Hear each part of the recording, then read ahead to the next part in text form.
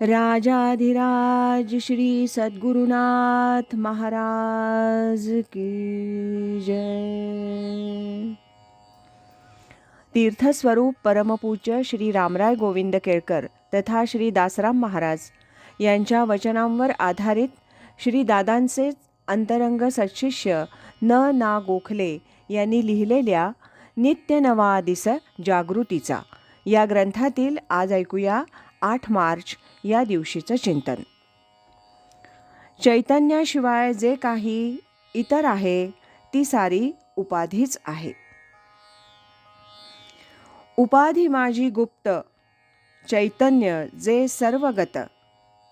उपाधीमुळे चैतन्याची ओळख पटत नाही।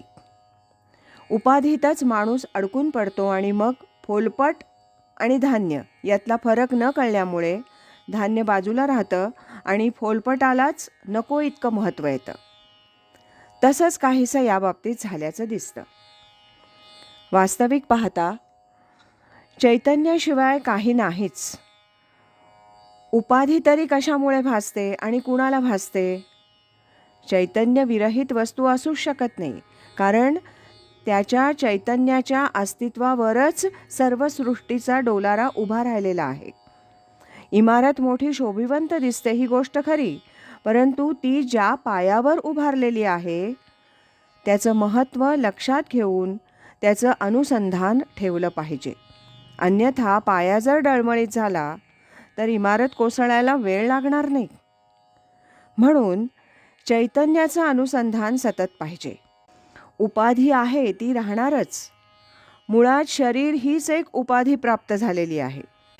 तिचा उपयोग करून घेऊनच आतल्या चैतन्याचा आविष्कार घडवून आणावयाचा आहे।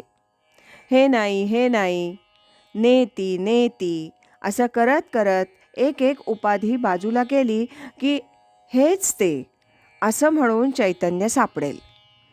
याचा अर्थ नेती नेती म्हणून सर्व टाकून देण्याचं कारण नाही, तिचा फोलपणा कळला म्हणजे झालं। उपाधीची आसक्ती नको, चैतन्याची हवी। ती चैतन्याद्वारेच घेता येईल। देहाच्या अनुषंगानं चैतन्यरूप आत्म्याचा साक्षात्कार होणार नाही, त्याला चैतन्याच्या आधारानंच जावं लागेल। म्हणून चैतन्या व्यतिरिक्त जे काही आहे म्हणजे चैतन्ययुक्त, पण चैतन्य झाकून असल्यानं दृश्यच महत्त्वाचं झालं आहे, ते टाकलं पाहिजे।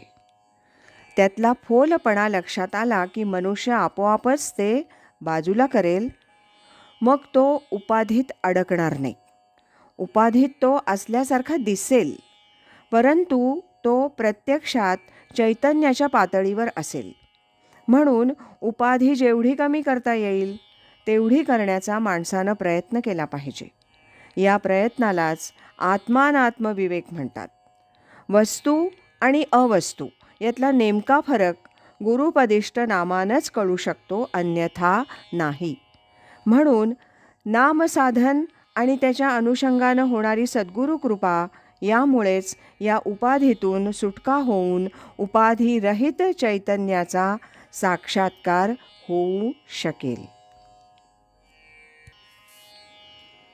राजाधिराज श्री सद्गुरुनाथ महाराज की जय।